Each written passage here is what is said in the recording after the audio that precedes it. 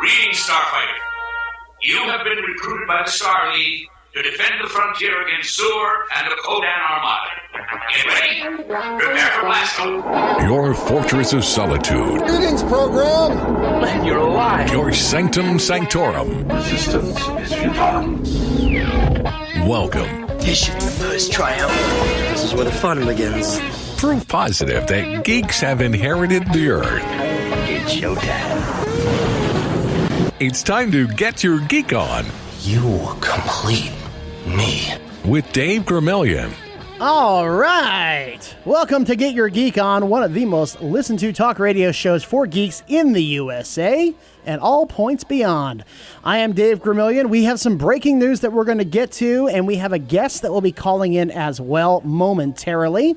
And this makes Season 3, Episode number 28 on Freedom 1160 and Freedom1160.com, KRDY, here in San Antonio.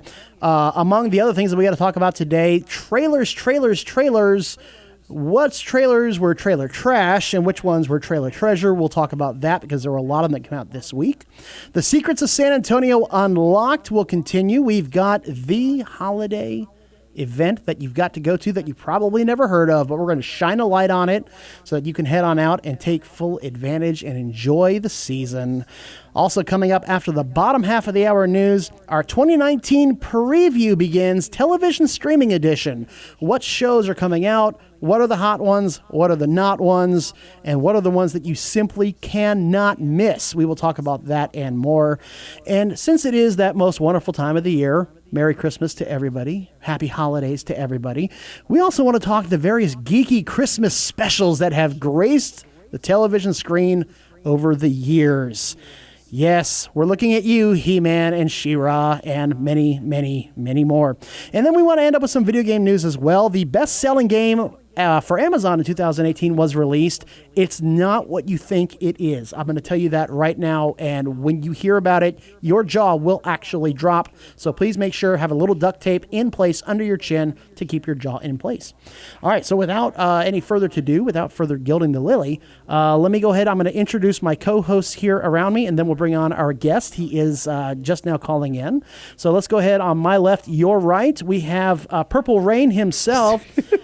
We'll go back to Butterfingers. We have Aaron Shapiro. Purple rain, Purple rain. At least I have my theme song whenever I come on now. I'm happy with that. I can live with it. All right, very cool. Aaron, we got PAX coming up, man. Yes, you we do. excited? I'm excited. I'm PAX thrilled. South. Less than a month away. Less than a month from PAX South. So many games to play right now and so many more to come out. And further to my left, your right, across the radio dial, you will see the man spinning the ones and zeros, our sound prognosticator. He is Goose. Hello. How you doing, Goose? I'm good. How are you? I'm pretty good. Good. I'm excited, man, is what I am. I'm pumped. Why are you excited, Mr. David? Because I've met this gentleman several times, and every time... And he still calls us. And he still calls in, amazingly enough. The restraining order must have been lifted at some point. And every time I've met this gentleman, it's been an absolute delight. One of the questions I have to ask him, remind me about this, like, what does he just like live off of Red Bull? Because the energy this guy has is incredible and contagious. So let's go ahead and we will bring him on, the man of 1,000 voices. Literally. He's been doing Obi-Wan Kenobi now for 15 years. And he'll be doing it again when the Clone Wars comes back. We want to welcome onto the show for the very first time, Mr. James Arnold Taylor. Well, hello there, I should say, as Obi-Wan Kenobi, shouldn't I? I love it. He ended with a hello there. I love it. How are you doing, Thanks for sir? having me on. What a privilege and honor to be here with all of you and to get my proverbial geek on, as it were. Okay, we're going to have liners to spare if you keep this up. I mean, we'll keep this recording for years to come. Sure. Oh, goodness. Well, thank you for taking time out of what has to be a very busy schedule to chat with us here. Now, many people, they try to be a voice actor, and maybe they do a couple of things here and there, but you have absolutely killed it. You have 244 acting credits on your resume. You have 4 award wins on your resume, and your very own podcast, Talking to Myself, which anyone can find on pretty much any platform that's out there. But I have to ask, when during your long career did you know that you were really going to make it in this industry? not until you read all those credits. I didn't realize, man, 244. I made it. No, that's very kind of you. First off, thanks, Dave. I appreciate that. Yeah, it is one of the things. I'm kind of a rare bird in voiceover in that I have always wanted to be a voice actor since I was 4 years old. Most voice actors kind of stumble into it, or they're character actors where they did something on television at one point, or they were stage actors, or they're in movies, and then they realized they've got a knack for it, or they have a unique voice.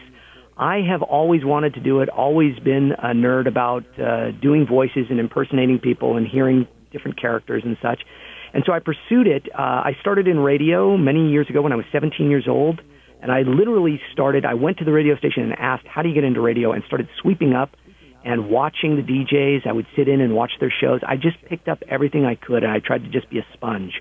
And then all these years later, here we are. But I did that, and I did stand-up comedy, and I always was doing voices in them, and so it was a perfect storm for me. So you hear that, Goose? One day, if you ever decide to grow up, you too could be a really famous voice actor. It's possible. Voice actor, you say? Yes, yes.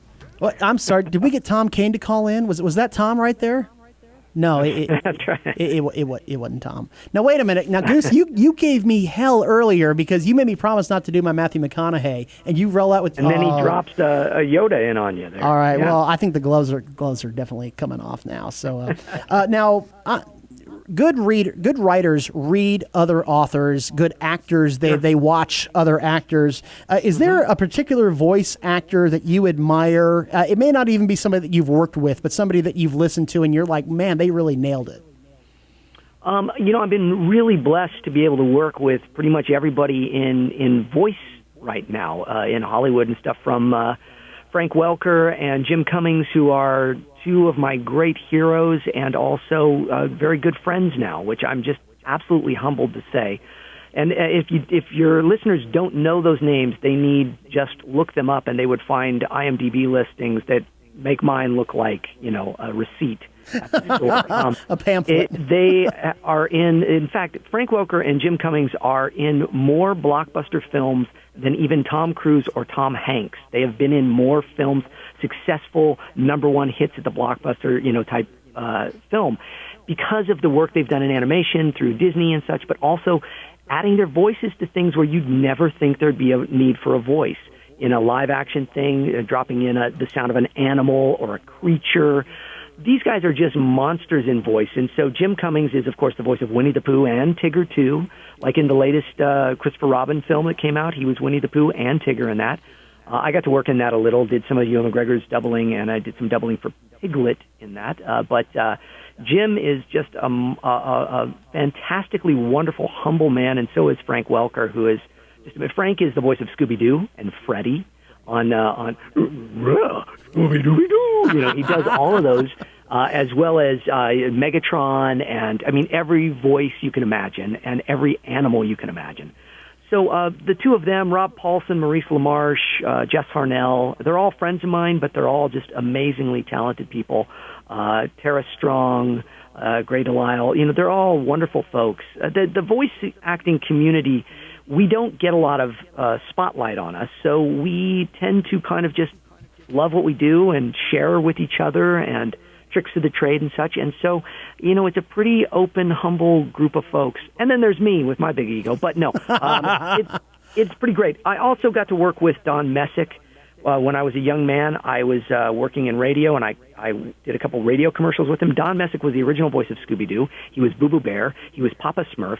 He was Mr. Ranger. He was so many voices, amazing, wonderful voice actor.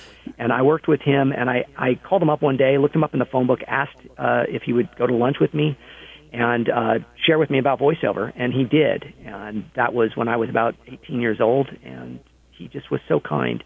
And so I've always wanted to put that energy back out into everything I do and pay it forward, as it were, with other folks. Now, I think if we could get this has got to be a guaranteed billion-hit view on YouTube. We need to get you, Gray Delisle, Jim Cummings, Frank Welker, and maybe like Vanessa Marshall together. Sit down, play poker, but you have to play in character. And you can switch characters, but you can never be yourself. It's always different voices. If friend of the Yeah, show, Alvaro De La that's, Fuente's listening to this show, I'm ACCC 2019, baby. Yes, Alamo City Comic Con will have the greatest poker game ever. We'll set up a panel room. It'll be, oh my God, we'll get so many views. It'll be perfect. I love it. That's right. Yeah, I visited Alamo City Comic Con a couple years ago. I had a great time with everybody there, and I believe that's the last time I saw you, Dave. It was over there. Except you were giving some type of belt buckle to Jeremy Bullock.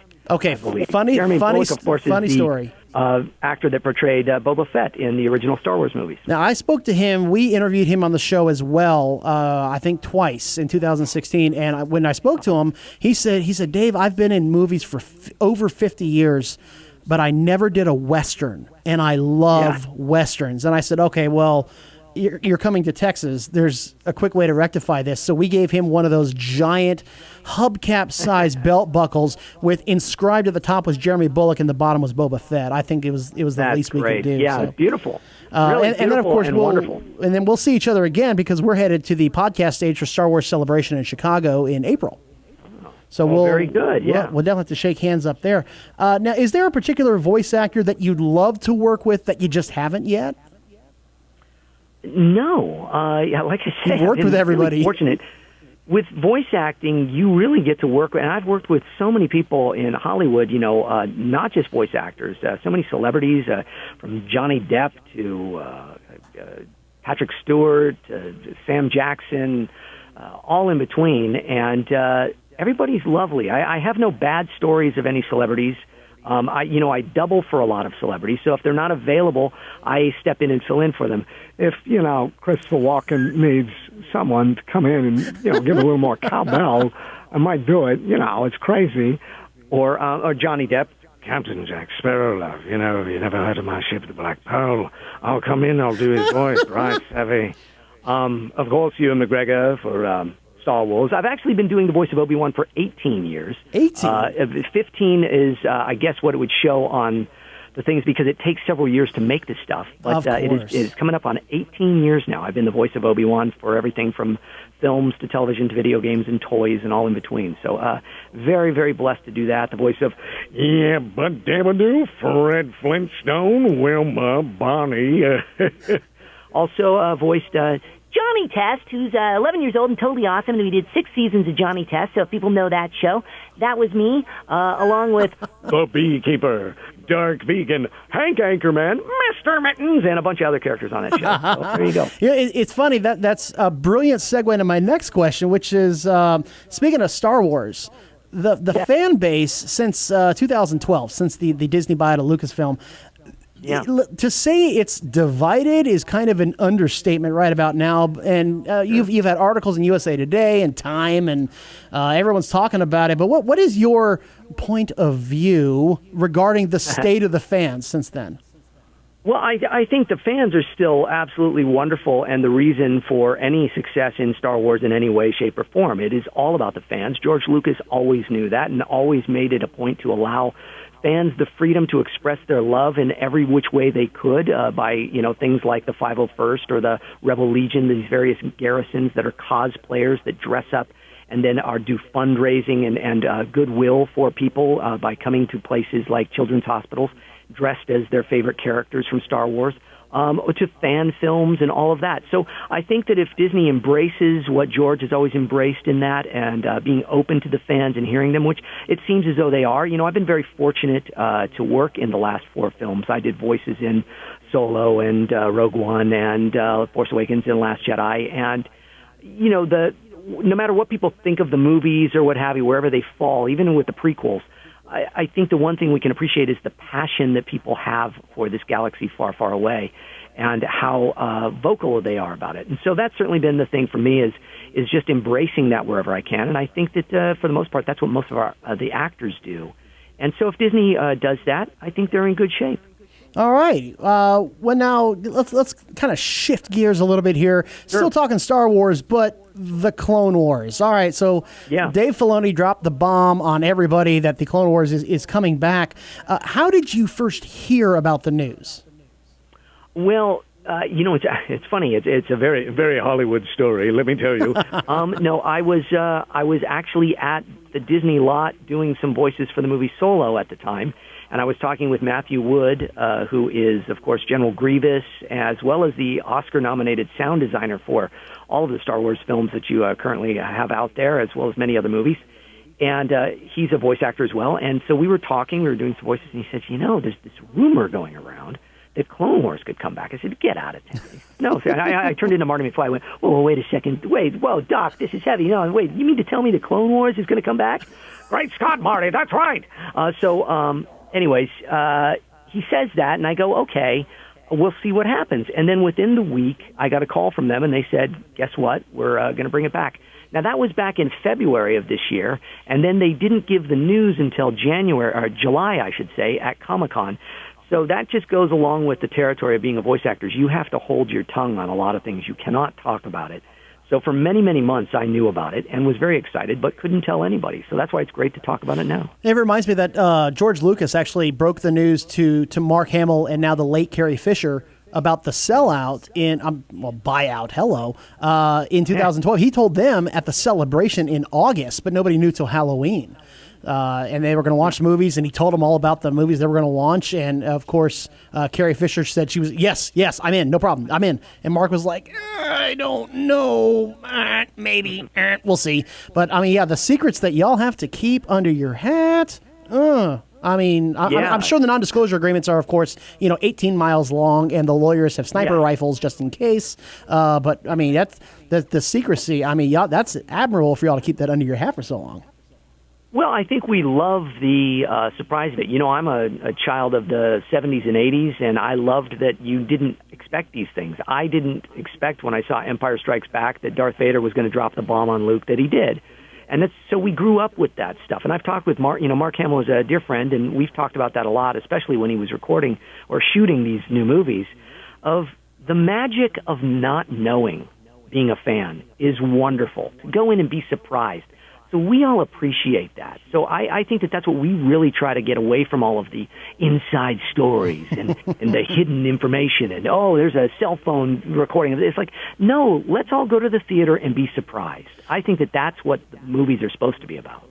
Now, speaking about Obi-Wan Kenobi, who I think a lot of people will say is one of the characters you're best known for voicing, especially now we can go over 18 years. Would you say that you've grown along with Kenobi? You started voicing him, we can now officially say turn of the century, which makes me feel old, but okay. And now you're doing it 18 years later. You say that, how do you picture Kenobi now versus when you first walked into the studio in 2001? That's a great question. I have a greater love for him, even though I loved him so much then and couldn't have imagined at the time that I was going to get to voice Obi-Wan in any capacity. And so now it's like visiting an old friend, who's sitting on the desert in Tatooine. But it's a lot of fun, and it is nostalgic for me, and it's humbling for me. And I try to think of, I really try to give a little Alec Guinness, these aren't the droids you're looking for, and a little Obi-Wan from Ewan, and combine them, and so you get my Obi-Wan Kenobi. So mine's really an homage to both, but it's also just showing my love of the character. Because I think Obi-Wan is really the true believer in it all. I think he's the one that really believes in the Force and the Jedi Code and all of that, and he believes Anakin's the chosen one, and he goes to the mat for it all, and that's what I love about the character. Now we're speaking with James Arnold Taylor, voice actor extraordinaire. You can check out his podcast, which is called Talking to Myself. Also, you can find his show, which you can see on YouTube, which I've watched many, many times. And you can see a demonstration of all the voice actors that he does. Speaking to us here on Get Your Geek on Freedom 1160 Radio. One last question, and I always want to leave with the fun one, because that's always the memorable one. One of your characters that you have voiced comes to life and wants to hang out for 24 hours. So my question to you is, who is it, and what are you doing for that 24 hours? Oh, wow. That's a great question that nobody has ever asked before. Wait a minute. Are you yanking my chain? No, seriously. That's a beautifully unique question. I love it. I think Obi-Wan probably would be the one, because you could really get the most wisdom from him. You could learn so much from him. Although I've been many wise old wizards and things like that as well. I did the voice doubling for John Hurt for many things for many years, and so he played Professor Broom in the Hellboy series, and he was just fun. I'd love to sit and hang out with him just to hear his voice. But I definitely wouldn't do Johnny Test because that would just get so obnoxious after a while. Although Ratchet would be fun too because he's just kind of up for an adventure. Gosh, I don't know. I guess Obi-Wan probably. All right. So we got to get Obi-Wan Kenobi and James Arnold Taylor, but you go to Vegas for 24 hours.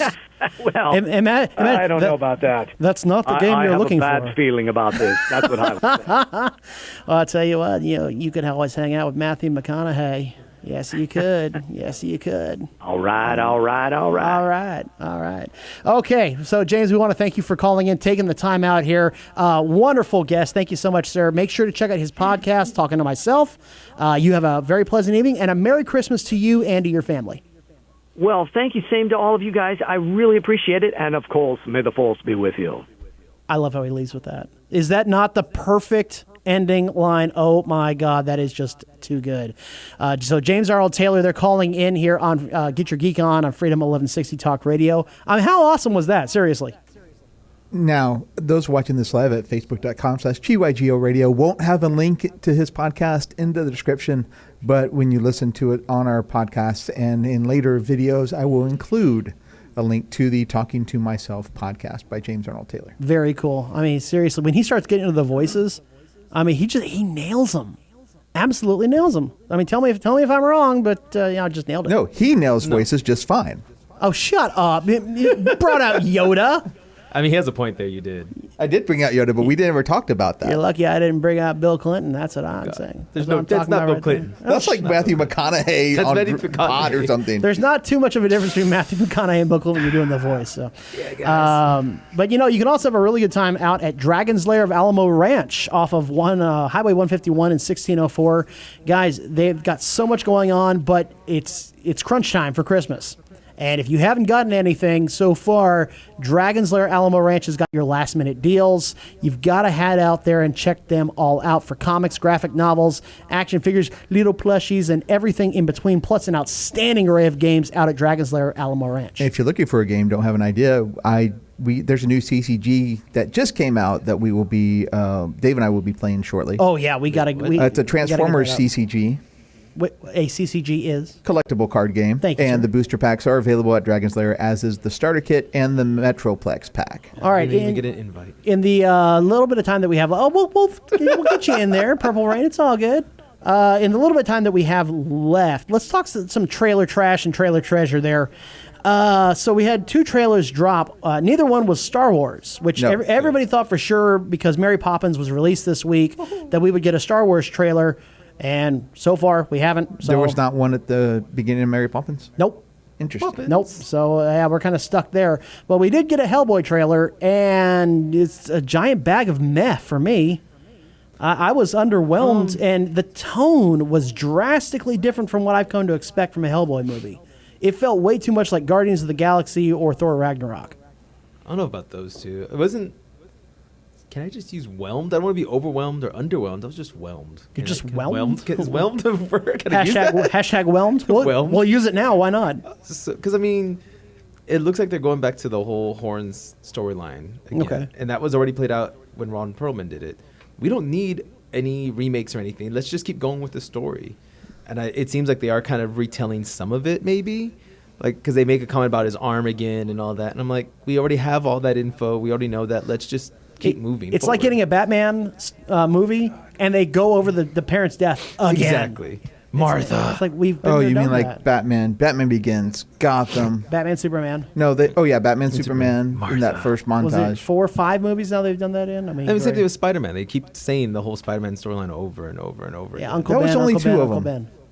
That's over and over. Two out of 3. 2 out of 6. Well, reboots. 6. Oh, yeah. Incarnations. So 2 out of 3 incarnations. Yeah. And then the Men in Black trailer came out, and that one blew me she's away. That so was a beautiful. fantastic trailer. I enjoyed the crud out of that. I like seeing Agent Thor and Agent Valkyrie working together again now that Yeah. they're on Earth, which is basically what it Oh was. yeah, supposed to be. and Qui-Gon is their boss. Yes. Oh yeah, I forgot about that. Qui-Gon Jinn is their boss.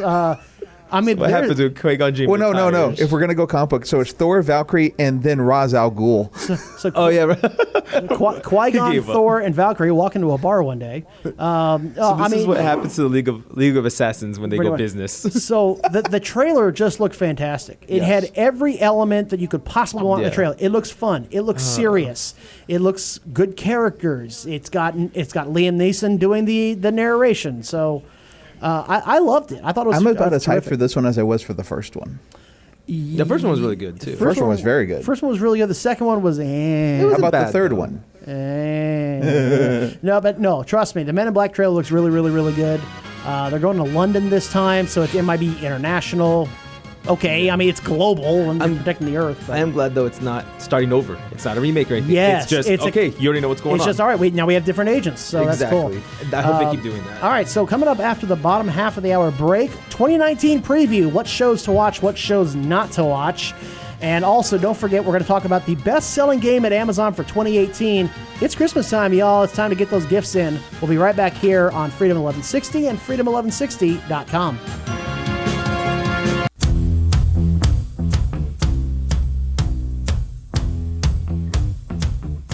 Greetings, you worthless peasants. I am Grey Delisle, the voice of Azula, and so many other of your favorite characters. And you're listening to the most dominant radio show for geeks in the world. Get your geek on.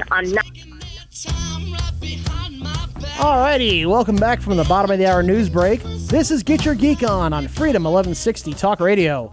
I am Dave Gramillion, and that was probably the best liner, the most timely liner, the most coincidental liner we could have played.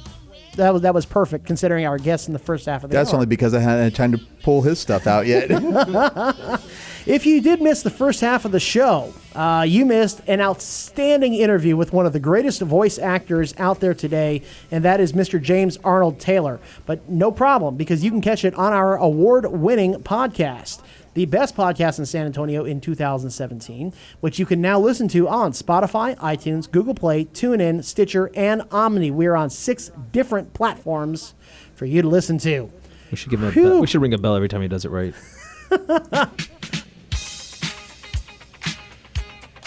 Oh, yeah. Hey, that's a lot of platforms to remember, man, and I don't have this on my notes either. I don't have a bell handy, but I'll get one. There we go. Oh, I guess we're buying a Yeah, bell. now. we should have a bell that we can slam. That'd be pretty cool. Alrighty, so let's go ahead and we'll kick off the second half of the show here. And let's go ahead and we'll start by talking about something that maybe you don't know about and something that maybe we want to talk about, shine a light on, that sort of thing. We're talking about the secrets of San Antonio Unlocked. So what we've been trying to do now for the past several weeks is kind of highlight something in the city of San Antonio that maybe you don't know about that's going on, but we think deserves some attention and be a lot of fun to go to and experience. And for our listeners that are not in San Antonio, you are more than welcome to send in your suggestions about what's going on down on your city as well. For those of our listeners in Austin, Houston, Dallas, St. Louis, Canada, New York. Tell us what's going on. We'll be happy to shine a light on that as well. Last week, of course, we did the Harry Potter concert that happened this afternoon, I believe. Yep. Yes, it did. And so we look forward to hear feedback from our contest winners that won free passes to that, and let us know what you thought of the Harry Potter in concert from the San Antonio Symphony. This week, we want to highlight the Lords of Cosplay Adventures, or they call themselves Locasa, which that's pretty cool. Cute. They're doing Riverwalk Boats, Lights, and Cosplay on Friday, December 28th, this coming Friday. The event is an opportunity for any and all willing to cosplay with friends while admiring the beauty of the Riverwalk and everything that SA has to offer. Cosplay is not required, but it is encouraged. Get dressed up, go down, have a good time. The cost of the event is just the cost of a Go Rio ticket, which is $12 for general and $10 if you live in town. All you got to do is just show them, your ID. It says San Antonio. You're good to go. The event will take place at the Marriott River Center Hotel lobby at 4 o'clock. And then you go to the mall, get something to eat at the food court, and then the boat tour starts at 6:30. You go on the San Antonio Riverwalk, it's a great tour also. That's a lot of fun, and you get to go in cosplay. They do ask that you avoid masks, helmet, or face paint that covers the entire face because come on, guys. Mall security and SAPD, they're not big fans of that, so let's not agitate anybody. But that's going on Friday night, starting at 4 o'clock. The boat tour starts at 6:30 downtown at the River Center Mall. Very cool. That sounds like a lot of fun to me. We So what are may you have dressing to. up We as? may have to go to that. I think so. What are you going to dress up as, David? Well, I could cosplay Jabba the Hutt pretty well. I mean, that's. I've certainly got the weight thing going. I always thought he was taller, but okay. You know, my dream cosplay has always been from Final Fantasy, the Black Mage. Which Yeah, Final Fantasy?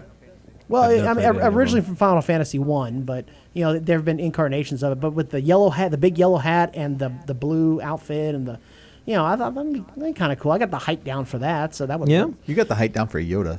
Kirby? That's true. Oh yeah, Kirby'd be good. Oh, Kirby. Oh, what's the little guy with the knight, the mask from Kirby? The dragon wings? Meta Knight. Meta Knight, yeah. Meta Knight, Meta yeah. Knight. Wow, that'd be, You could be Puck from Avengers. I don't know that one.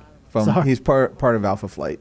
Oh, all right. Oh, yeah. There you All go. right. Well, let's go ahead and move on. We're going to talk about 2019 preview. So we've talked about 2018, and we'll recap the year as well when probably on next week's show. Biggest bombs, biggest successes, best movies now, that sort of thing. But let's kind of look ahead to 2019 and kind of see what's going on when it comes to television and streaming, what's coming out, what are we looking forward to, and what's just going to be a big old dud that you should avoid. First, January 17th, finally, Star Trek Discovery comes back with season 2. Woohoo! Now, Yeah.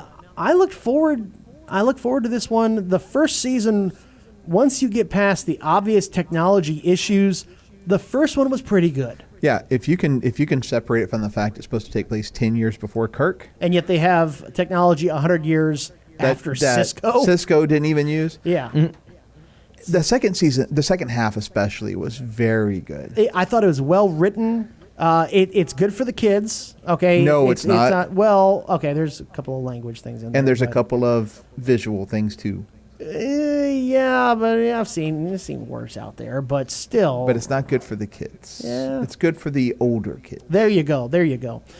So now they're going to bring in Section 31, and this is where it gets to the darker side, in my opinion, of Starfleet, because Section 31 is essentially like the CIA wet team of Starfleet. They're not really associated with Starfleet. They're the ones that help keep Starfleet in line, in some ways, by killing anybody that they deem is a threat to the Federation. So Oni from Halo. That's Got a good way of looking at it. They're the subterfuge Black Ops team. Black Ops, but Oni. they're not Yeah, they're that's not what reminds me. loyal to Starfleet. No, not, they're they loyal don't, to well, Starfleet. they don't work for Starfleet though. Are they Federation? It's either If because you they introduced it in Deep Space Nine. If you think of a secret society like the Illuminati, I think something like that, that's pulling the strings here and there. Mm-hmm. They're not afraid to take out Starfleet individuals that threaten the sanctity of the Federation. I mean, these guys get their hands dirty, and they don't care who gets in the way. And Mira I like Georgiou is back. Yes. So and they're also bringing in Captain Pike, Yes, who was Black Bolt in the Inhumans. and Captain Lorca is supposed to make an appearance of some Some type. sort. And then they're going to bring in Spock. Oh, And wow, that's the one decision I don't like. Yeah. Why? Well, one is the third Spock in totality. Yeah. Not And? a third adult Spock, because you had Star Trek 3. One, it seems a little close to Leonard Nimoy's death. And of course, you and I have had this discussion, David. I don't think they should have been anywhere near the Enterprise. Yeah, I agree. The show, much like Star Wars Rebels, needs to stand on its own. And the more they borrow from established lore, the worse it gets. Now, as much as I love the Anton Yeltsin casting for Pike, I do not like this casting for Spock. At least Who's not Spock? yet. Who's going to be Spock? I forget his name. He means the actor, not the character. But the- At least Kind of I- both, I hope- honestly, because we both know. I mean, I'm not a Star Trek. you were fan. about to be that's fired on the air. I mean, No, I know who Spock is. He's the guy from Big Bang Theory. No, I'm just kidding. Oh wow! So here's the thing about Spock, though. With this particular Spock, the guy looks like a werewolf. I mean, it's one thing to have mutton chops. It's one thing Yeah. to have sideburns, but like the guy's cheeks have hair on, have facial hair like on his cheekbones. Now, And I'm like, what? Are you Teen Wolf? What is this? Now, there's a theory that I heard because the Red Angel is kind of the focal point, the mystery at hand. Yes. I'm wondering if it may have anything to do with what we saw in Star Trek 2009, with Spock's backstory of how he went back in time. If this may be the origin point of that. There's no way for us to know. Not it's yet. Interesting speculation. But it's a theory. All right, let's move on to the next show because there are a lot of shows out there. And here's one a lot of people are looking forward to. The era of Marvel on Netflix is over, but you're still going to get Punisher Season 2, January 2019. So at least they'll go out with a bang. Nice 45. Really? yeah, give or take, plus or minus. Jigsaw is coming back for this season, which probably means more blood, more gore, harsh revenge, and that sort of thing. This season probably will not be safe for the kiddos. Not that the first one was all that. I mean, anything with Punisher is not safe. Netflix, Marvel streaming, not safe for the kids by and large anyway. Daredevil was all right. That was Jessica all right, Jones. No. Punisher's gonna be the worst though. I mean, how much blood's in that? Yeah, and considering that this is, I mean, come on, they're not going to do a season 3 on Netflix. I bet they're not pulling their punches. But when here's a question: when Netflix no longer has the rights to the Marvel shows, and they could conceivably go on Disney Plus in like 2 years, is Punisher? You think Punisher is going to be one of those that is going to be on there? Do you think Disney is going to have parental controls serving? Here's stay away from the MCU. Here's the thing, though: Disney has a reputation and a history for being hands off when it comes to their content. As long as it makes money and doesn't stray too far over the line, we're talking like, nudity and that sort of thing, then they're okay with it. For example, there was a time when Disney owned Miramax Films and Pulp Fiction came out. Yeah, but at that point, you had to pay money to go see it. You had to actually take action that only adults could take, and there were gatekeepers at the time. Sure. So the question then becomes, are they going to institute parental controls in Disney Plus to stop a kid from picking up the phone and seeing Punisher's like, ooh, superhero, and watching something like that? It's entirely I think they'll possible. keep Punisher away from it. They may just leave it with Lionsgate or somebody else, I'm thinking, honestly. But part of their streaming, Lionsgate doesn't have a streaming service. You could, but they still own Hulu. Again, that comes the whole, you can put it on Hulu. Let Hulu deal with it. Speaking of Hulu, at least I think with Hulu, Game of Thrones. That's HBO. That's HBO, yeah. I was close. I was like, wait. So Game of Thrones, the final season, will come out April 2019. Y'all should know what this show is about by now. It's blood, gore, sex, and all that kind of fun stuff. So this is not for the kids either.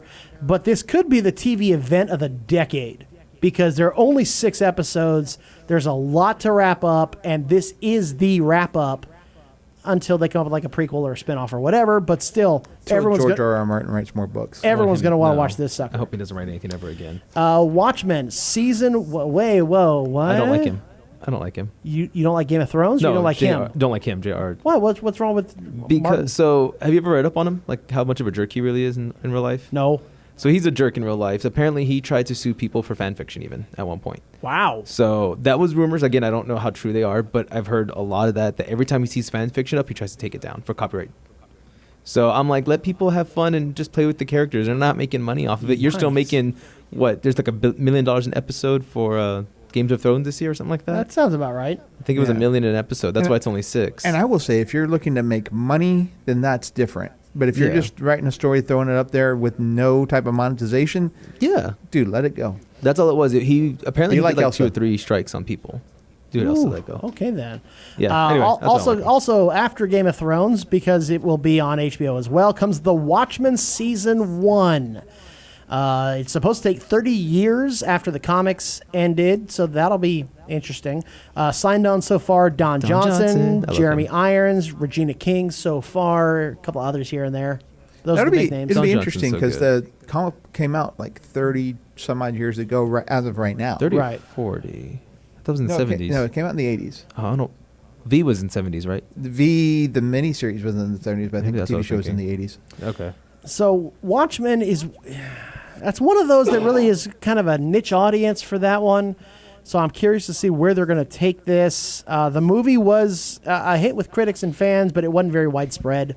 No. It's one of those superhero shows, but it takes place in an alternate universe. It was our boy Zach who directed it. Yeah. Oh, yeah, Zack So, Snyder. yeah. So coming summer of 2019, here comes the big one, Stranger Things Season 3.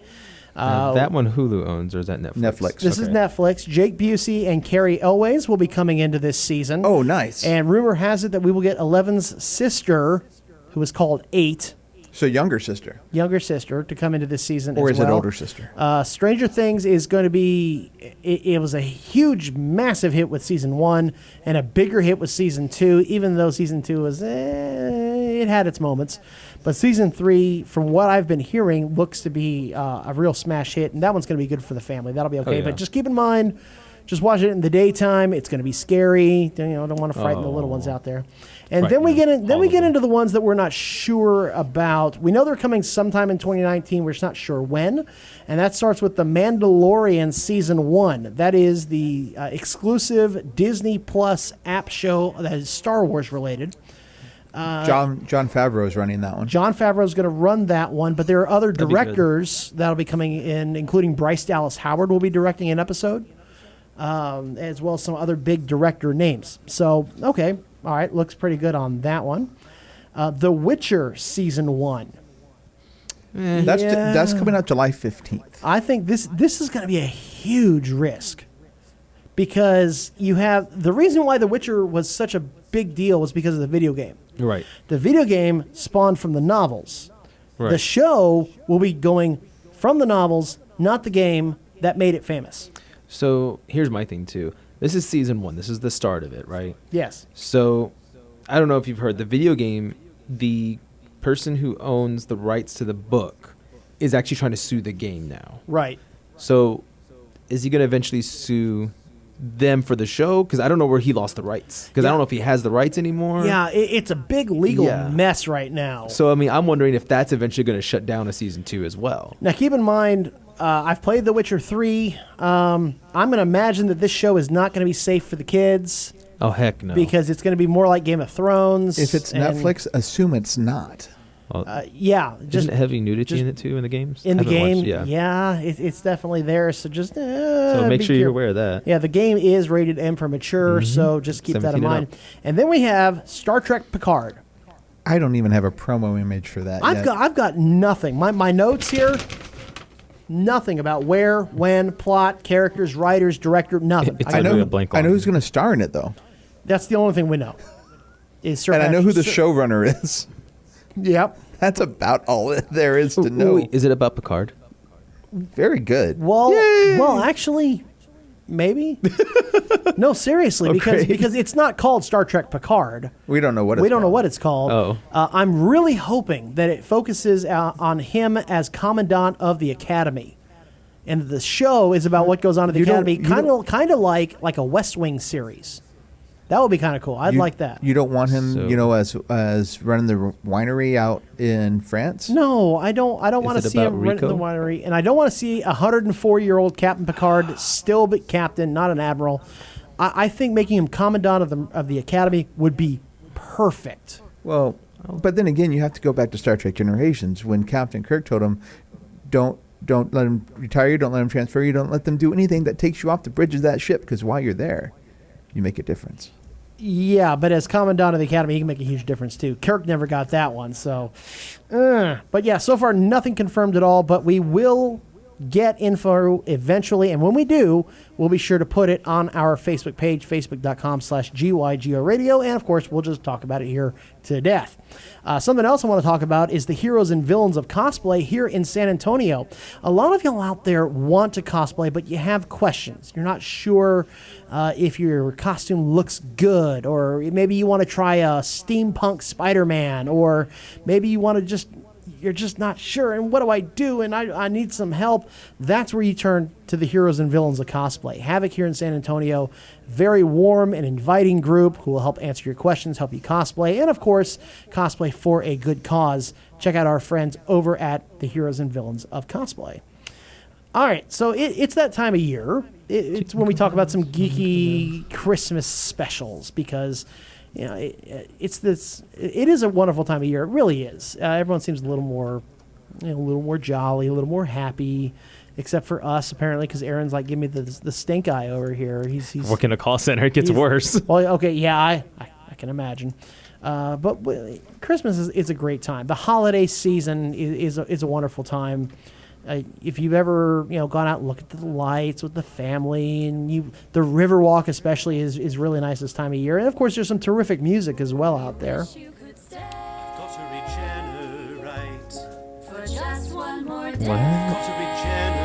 Oh, Doctor Who. That's what I thought. And wow, that's funny. If this is the last season of Doctor Who, I'm gonna be so sad. Better not. It's not. She says she's coming back for season 12. Did she? Okay. So I don't want to get too into the the Christmas stuff.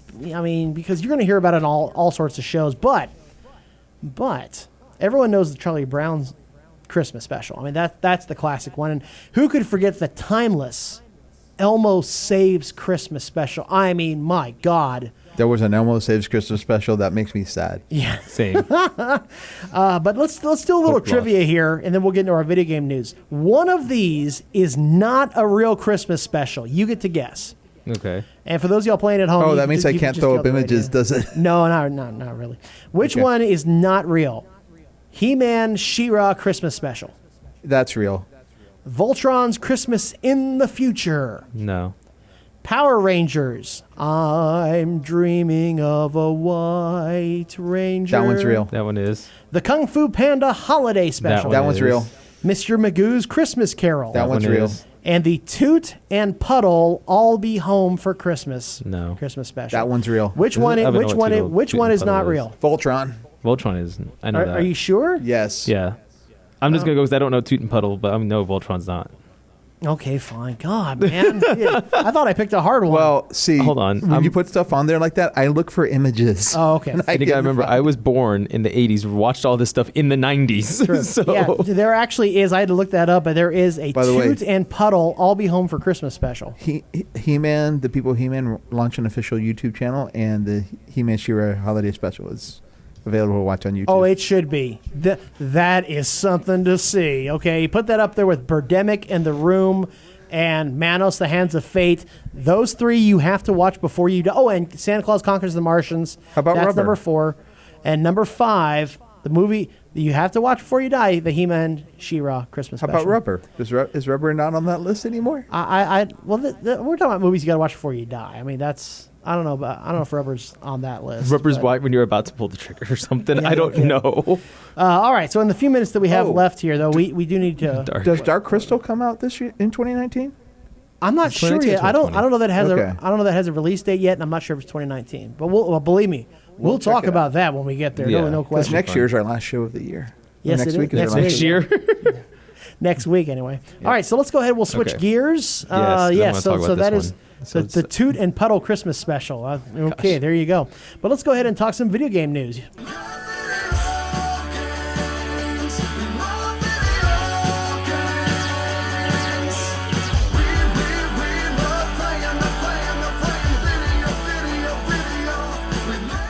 Alrighty, so the best-selling game at Amazon in all of 2018 was released 3 weeks ago.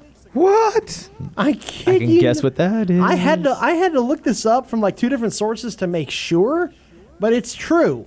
Oh, it's true. The number It's one. true. It's darn true. Now this is at Amazon, so Walmart, Target, GameStop, that may be different.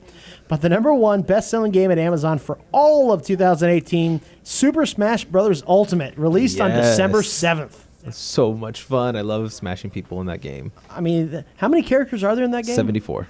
Or 74 if you count the Pokemon's trainers, because he has Squirtle, Ivysaur, and Charizard. So 74 if you count him. 74 characters. Yeah. Wow. That's about how many hairs Dave's had left on his head. Hello.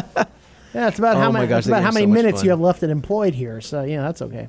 I have shirts, don't worry. Wait, that means I don't have to come in Christmas Eve? Oh, all right. Shut up. So Super Mario Party is number 2, and then Which makes sense. Red Dead Redemption 2 is number 3.